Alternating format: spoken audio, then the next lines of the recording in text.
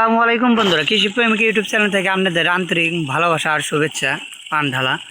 আর দেখেন হাঁসগুলোন কত সুন্দর, হাঁসগুলোন খাবার খাচ্ছে কিংবা হাঁসগুলোন খাবার খায়। আর আপনারা বলেন হাঁসের অসুখ লাগেই থাকে। যে কোনো বিষয়ে আমার সাথে ফোন নাম্বারে কন্ট্যাক্ট করে যোগাযোগ করতে পারেন। আর ভিডিওগুলো আপনারা ওয়াচ টাইমগুলো তুলে দিন কিংবা ভিডিওগুলো আপনারা দেখেন। এই দেখেন হাঁসের খাবারটা আমি দেখাই। এই দেখেন দেখছেন প্রচুর পরিমাণ ধান, শামুক সবই আছে এই জায়গায়। মনে করেন এই বাড়িতে এই দেখেন এইগুলো শামুক, শেওলা, এই যে শামুক অনেক কিছুই আছে। মনে করেন আপনারা এগুলো আবদ্ধভাবে হাঁস পালতে চান তাহলে টাকাটা একটু বেশি খরচ হয়। আর যদি আপনারা এইভাবে ফ্রিতে হাঁস পালেন তাহলে 100% আপনারা ইনকাম করবেন কিংবা লাভ করবেন।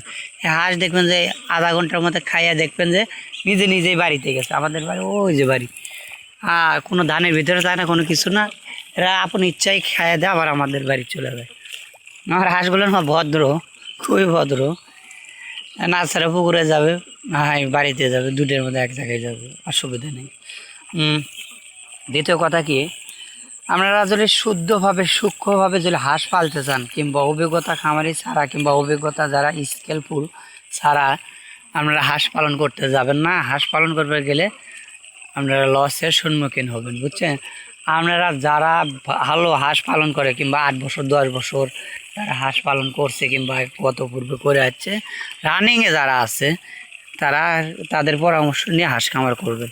আমি বলতেছি না আমারই পরামর্শ লাগবে কিংবা আমার এক থেকে পরামর্শ নেন, এটা আমি বলতেছি না।